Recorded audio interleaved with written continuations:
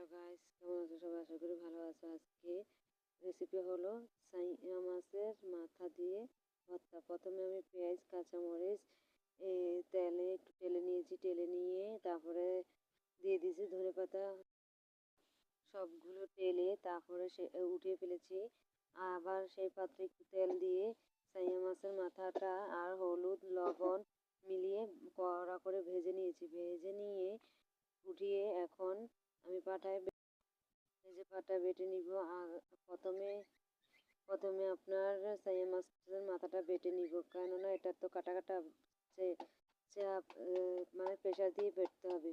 এই যে দেখো মিক্স করে বেটে নিয়েছি, বেটে নিয়ে তারপরে আমি এই যে কাঁচামরিচ পেঁয়াজটা বেটে নিয়েছি, তার সাথে একটা আলুও নিয়েছি, এটাও ভাজি করে নিয়েছি।